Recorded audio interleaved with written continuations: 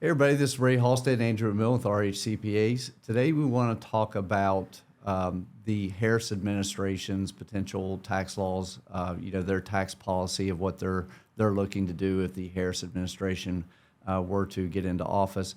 I've got Andrew McMillan here with me today. Andrew, what are you hearing as far as their position on taxes? Yeah, so to kind of set the stage for taxes, so Trump was in office back in 2017, and he passed some significant tax law in 2017. And it was sweeping, yes. It really was. So we have been operating underneath that tax law ever since 2017. The Biden administration really did very little with tax law while he was in office.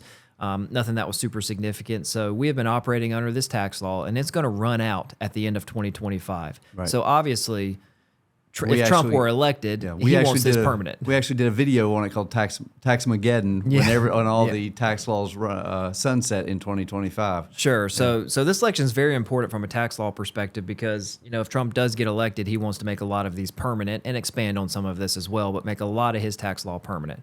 But the Harris administration has they do have a different viewpoint on which direction they want to take some of this. So I would like to hit a few key points. Harris really is digging into no tax hikes if you make less than $400,000 a year. So if you're less than $400,000 a year, a lot of the Harris administration, what they're pushing should not hurt you from a tax perspective.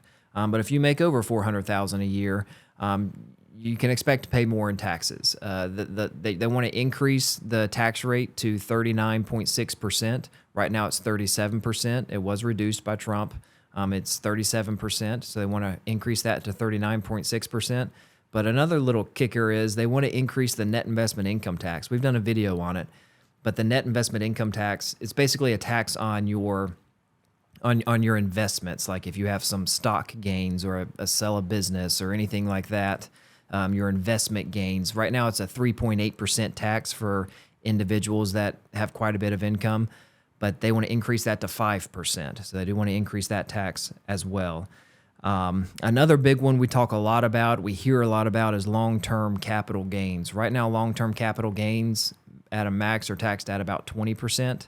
The Harris administration wants to push that to 39.6%. So that's a very significant increase. Now there would be some income limitations around that we're hearing, like that large increase would only apply to people maybe with taxable incomes over $500,000 or $1 million, depending on if you're married or single. But that's a significant increase on the long-term capital gain tax rate from 20% to 39.6%. And most long-term capital gains are going to be considered subject to that net investment income tax I just spoke about. So, if you're paying 39.6% on that capital gain plus the net investment income tax, you're close to 45% on your long-term capital gains. So that's a big difference. That's a huge difference. That's a big difference. That's a huge difference. So 45% of your income. We'll see how that plays out, but that's a big difference. So something to be aware of if you might have some big gains in the future. And just to be clear, that's on married folks who are making over $1 million. Mm-hmm. Or if you're a single individual over 500,000, that's what we're hearing. So a lot of people aren't going to see that. It's just those higher income, higher net worth folks would see that. Another big one you probably see in the news a lot is taxing unrealized gains. So if you have investments that you haven't cashed in on, you haven't sold, you haven't realized those gains, if they're still unrealized, you call them, where they're still invested in the market. They want, when you pass away, if you still have investments, when you pass away, they want that to be a triggering taxable event where basically those unrealized gains are now going to be treated as realized, like as if you received them, and that's going to trigger a taxable event. Right now, in most situations, you don't pay any tax when you pass away, and your relatives or sons or daughters or spouses inherit those assets from you. You get a step up in basis, and you pretty much wipe out all tax on that at that event.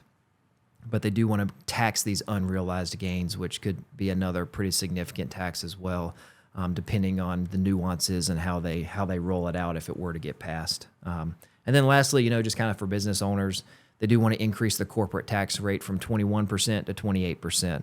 Now, when we say corporate tax rate, we're talking about C corporations, not S corporations. A lot of our videos and our clients and the work we do are for S corporations. So don't get too concerned when you hear that rate being thrown out on the news, because they're talking about C corporations, which are usually much larger companies, public companies. They don't affect the 95% of everyone else that are in this S corporation tax structure. But there's definitely a bunch of changes that could potentially come down the pipeline if the Harris administration, if they win the election this year.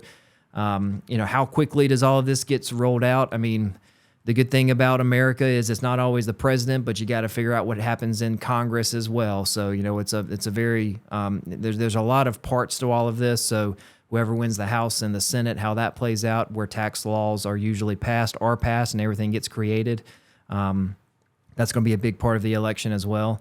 And time will tell. I guess we'll see what happens. Well, it's really good information, Andrew. And as always, we will keep you abreast of any changes that we find out on any potential tax impacts of the election. If you have any questions on any of this, feel free to give us a call and we'll help you out. Thanks.